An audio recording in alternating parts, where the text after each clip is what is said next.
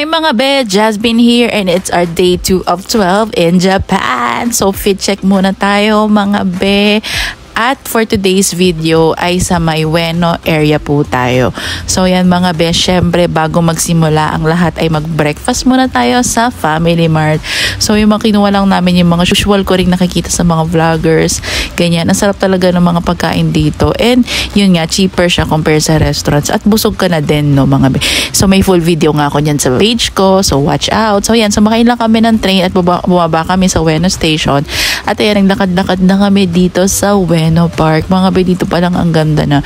Medyo nag-expect nga ako dito ng sakura pero yun nga, puro green na lahat. At dito mo rin makikita iba-ibang museums, may mga science museums. Pero for today's video, ang pinasukan lang namin ay yung Tokyo National Museum. So yan mga be, ang tagal namin dyan sa park kasi ano lang talaga, feeling ko lakas maka-K-drama kahit nasa Japan. Tsari. So ito na nga, ang entrance dito sa Tokyo National Museum ay around 1,000 yan lang. So mga 300 pesos. Tapos ang cute, may ganito pa na ticket as a remembrance. Mga be, labas pa lang nung museum. Ang napakaganda na. So yan, ang dami dito mga activities. Kung mahilig kayo sa mga stamp, ganyan. Yung pala advice na magdala ka ng notebook. Kasi kung saan-saan may mga free stamping. Yan, gumawa kami nitong art something na to. Sorry, hindi ko masyadong alam. Pero yun nga, as a souvenir na rin siya, diba mga be, ang cute pa. Ang daming mga paganyan ditong free souvenir sa loob ng museum. At ayan, nagtingin-tingin lang kami at nagbasa ng konti about the history of Japan. At ito, nakyutan din ako dito. As in, stamping area siya. Pwede ka gawa ng sarili mong art. So, ang ginawa ko lang talaga, nag-stamp lang ako ng one of each lahat. As walang ka-art-art sa self. So yan, may bookstore din pala dito mga be. At yan, umakyat lang kami dito sa second floor. At grabe ang aesthetic, no? Sabi ko nga, everything is aesthetic. Ang ganda, pinag-isipan sa Japan. Yan yung na-feel ko talaga, overall impression ko. At yan, lumabas na kami dito. At dito naman ang kami nag-picture-picture at nag-video sa magandang halaman na to. Sabi ko, ang halaman pa lang, mga puno pa lang, ang ganda-ganda na. So yan, for the eksena kami dyan ng mga pabulaklak. So yan nga, lumabas na uli kami sa museum at naglakad ulito sa Ueno Park para pumunta sa Ueno Toshugo Shrine. May Ueno Zoo rin pala dito pero hindi na kami pumasok mga be. So ayan, ang ganda dito nung temple din. At bago ka pumasok ng mga temple, kailangan mo munang mag-cleanse. May mga kailangan maghugas ng kamay, ganyan.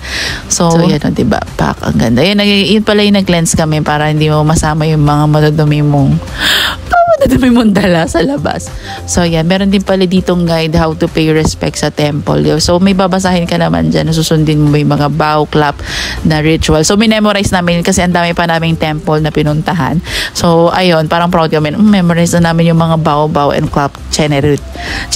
So yan, pwede ka rin mag-wish pala. Ang next pala namin ay dito sa Hanazo no Inari Shrine. Konting walk lang from dun sa temple.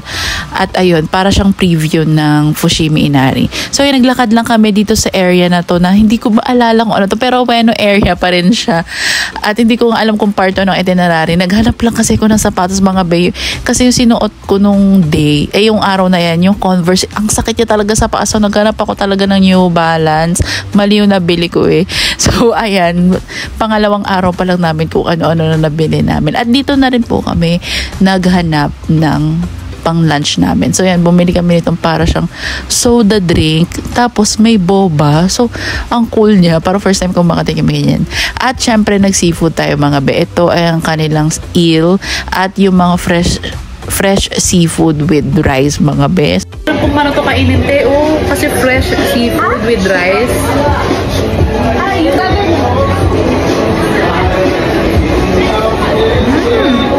Very fresh siya, fresh seafood.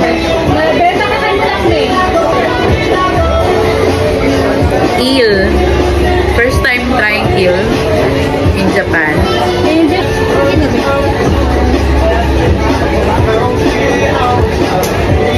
Grabe, ang sarap. Ang bait ni Kuya. Ang sarap ng sauce.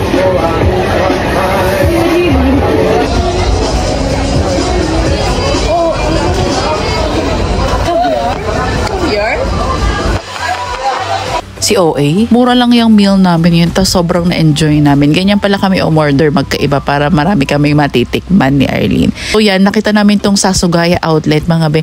Nakita ko na to sa vlog, tapos dito yung mga murang mga bags, mga branded na bags. Mga be, ang tagal namin dyan. Diyos ko po, nakabili ko dyan ng mga bags. So pinakita ko na sa vlog ko ng haul. So ayan ang mga be, nabiktima na naman tayo. At next ay may nakita kami GU. So pumasok kami, ang tagal din namin dyan kung ano-ano na rin nabili ko. So dahil nga ang dami namin nabili, may mga hindi kami napuntahan sa itinerary, ibinaba muna namin yung gamit namin sa Airbnb. So for dinner yan, naglakad-lakad kami pala dito sa may Shinjuku area. As in walking distance lang yan sa amin. Tapos ito, may nakita kaming pet shop. Ang cute ng mga dogs pero ang mamahal nila, as in ranging from 100,000 pesos pataas gets. Kakaiba rin kasi yung mga itsura nila. Parang hindi mo makikita sa Pinas. So sabi ko, gets, kaya mahal. Kakaiba yung mga animals na. Sabi ko, makakauwi ba nito? Diyos ko, gastos pa yan. Charing. So yan, as a pet lover, pumasok kami. Tagal din namin dyan, mga be. Nagtingin-tingin lang talaga ng mga dogs kasi ang cute nila. Ayan, so nandito na kami sa Shinjuku area at nakita namin si Godzilla Head. So one of the attractions din yan dito. At nag-picture-picture lang kami dyan. Very vibrant and very lively dito sa area na to. And super lapit niya dun sa Airbnb namin. So naka-happy din. At yun nga, malapit lang yung mga attractions. Very good. Very good talaga yung choice namin sa Airbnb. Tapos sobrang kilig na kilig pa ako kasi may nakita ko ditong ad ng SB19.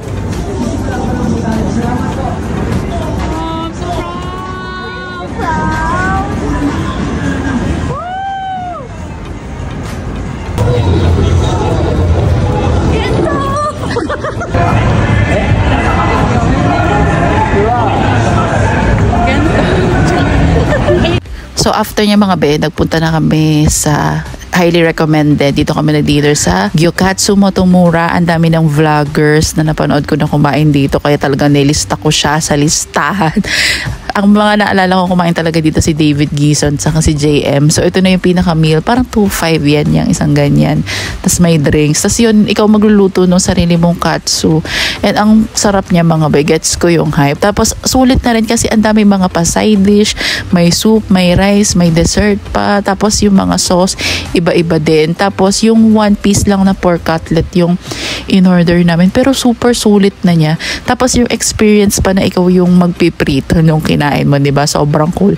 Sobrang amazing dito sa Japan. At tamo yung kanin, napakainit pa. So yun nga, wala talaga akong hindi natikban na masarap, na hindi masarap dito. So yeah, that's it for today's video mga beyan nga. Dito namin tinapos yung araw sa Gyokatsu Motomura. At naglakad-lakad lang din sa Shinjuku area. So yeah, that's it. Just been here. See you sa day 3. At napunta rin pala kami ng GU mga be. May nabili na naman si be. Ay,